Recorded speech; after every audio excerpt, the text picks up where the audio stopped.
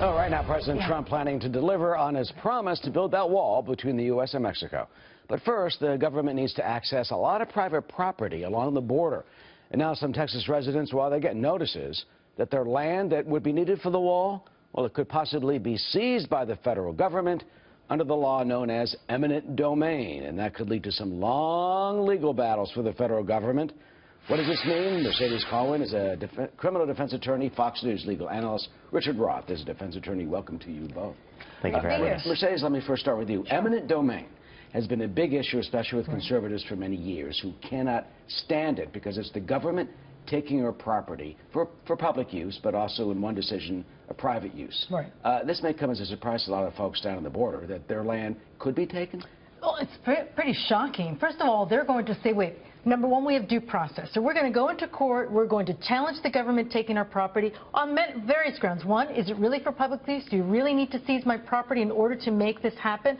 Two, what's the compensation for me? Because if the compensation isn't just, it's unconstitutional and you can't take it. So we're talking, you're exactly right, the battles by these private citizens will be years in the making. I mean, Richard, there are legal battles now. There are like 400 cases under the Bush administration for just part of the fence. That was just the fence. And like 90 or so are still open, you know, today. So how long could this take, and what does it mean? Well, this could go on for years. The bottom line is that the federal government does have the right. Eminent domain gives the government a very broad power. It can actually take your property if it is for public use, and as you said, in certain instances, private use. So if, in fact, they want to build a wall, and if it is essentially sanctioned by the president and Congress, they can take your property. So you can go in and fight, and they have to give you fair market value, and you can fight, and you can say that they're violating the Constitution. But at the end of the day, it'll be a long, hard-fought battle, and it'll most likely be, in favor of the government, because the government does have that right. Well, very broad powers. If it ends up in the courts, which it likely will be, sure, how long could that take, and could that, more importantly,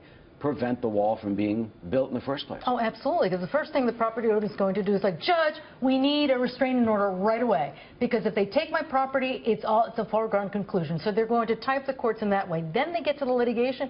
It could be up to 5, 6, 7 years. I mean, it goes through this process.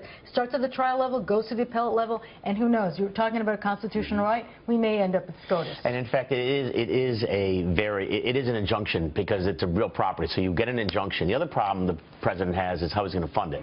So we have a problem with A, the litigation, and B, they're saying he wants $1.4 billion now, and it's going to cost $12 to $20 billion to fund it. So this is a tough promise that he made, and they may very well not be able to be upheld. Well, besides funding it, it could be, as we said, a surprise for folks on the border, especially supporters. Here's what the Washington Post said about that just this other week. It said, quote, "To build the wall along the nearly 2,000-mile border and fulfill a key campaign promise, Trump will need to wield the power of the government to forcefully take private properties, including those belonging to his supporters." So let's say you are a supporter.